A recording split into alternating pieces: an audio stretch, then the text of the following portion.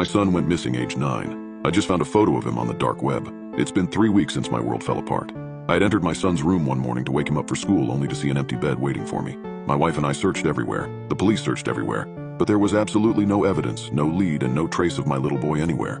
It was as if he vanished into thin air. This was only one of the many cases in our town of strange disappearances, and they were always children. I never got along well with my son, but I still loved him more than anything. My wife blamed me for his disappearance, claiming I made him run away, but I would never do such a thing. After a couple weeks, I finally built up the courage to enter his room. Nothing could have ever been more painful than looking at the dust building up on his untouched toys, but I knew that this would be the first step to facing my grief. Maybe I deserved this sadness for all the times I would hit him when he disobeyed me, but he didn't deserve this. I sat on his bed for an hour, breaking down into tears as I looked around his room, hoping to see some sort of sign for where he went, regretting everything I ever did to him. However, despite the police scanning through his entire phone and finding nothing, it had just occurred to me that there was one thing they had forgotten to check: his laptop. I was certain there would be nothing on it. He only ever used it to play Minecraft and Roblox with his friends, but I was desperate for anything that could give me a chance of finding him. I jumped off the bed and went straight to his desk, ripping open the laptop, frantically pressing the spacebar as I waited for it to finish charging. The glow of the screen eventually illuminated my surroundings as my eyes adjusted to what was being presented before me.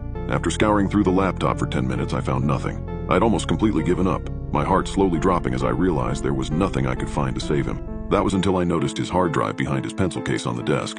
As a last hope, I plugged it in, not expecting to find anything else other than maybe some Roblox games or photos. That was until I noticed the antivirus on the laptop spamming notifications saying it was infected. Starting the second I plugged in the hard drive, I knew something was wrong.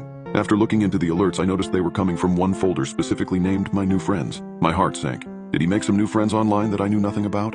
Were they the reason he's gone? I opened the folder and was met with a bunch of shortcuts for an application named Tor Browser, which I didn't at the time. I didn't realize was a direct path to the dark web. I felt a glimmer of hope that I might actually be able to find where he went.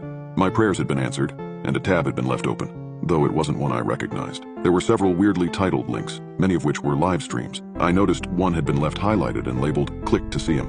I don't know what I was thinking at that moment, but I did just that. I clicked on the link. The screen loaded for a few seconds before a photo blipped up.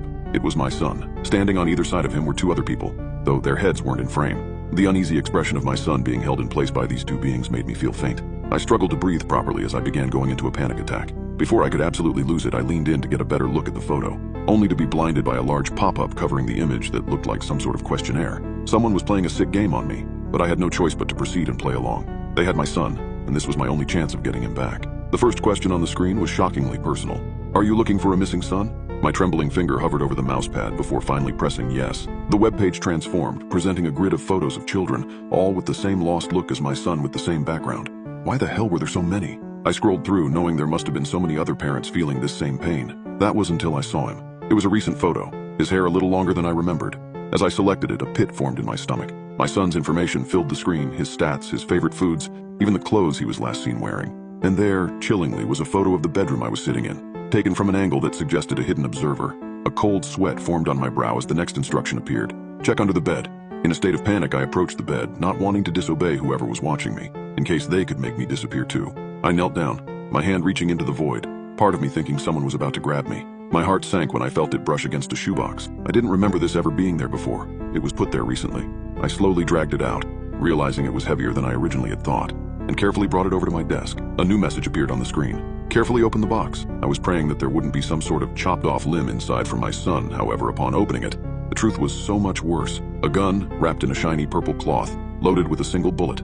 It was real, the metal cool and ominous in my shaking hands. Looking up, my son was now on a live stream, bound to a chair, a placard hanging from his neck with a scrawled message. "Are we really the bad guys?" A man walked on the screen, pulling down a projector screen in front of my son. I started shaking, thinking they were going to murder him behind the curtain. But instead, a video started playing on the projector. Different clips started appearing on the screen. Videos of me with my son and my wife inside my own house. Tears blurred my vision as I saw myself throwing glass vases towards my wife in fits of pure rage that I forced myself to forget. More and more images showed up of cuts, bruises, and gashes on my wife and son. A montage of moments I'd forced myself to forget, of raised voices and clenched fists, moments where I'd become a stranger to myself, a tyrant in my own home. Revulsion twisted in my gut as the bitter truth was laid bare. His abduction was salvation from me. A choice appeared on the screen, a simple yet devastating option. Prove you really love him, yourself or him. The camera on the live stream panned out to reveal a figure pointing a gun at my son's head. The insinuation was clear. I had to choose who would die. Tears blurred my vision. The gun felt impossibly heavy in my hand as the cursor blinked, awaiting my decision.